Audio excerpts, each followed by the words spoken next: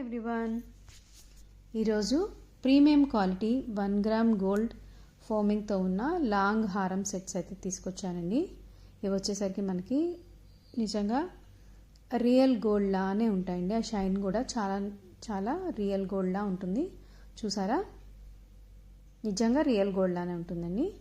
అలాగే ఈరోజు వచ్చేసరికి లాంగ్ నల్లపూసల చైన్స్ అయితే తీసుకొచ్చానండి.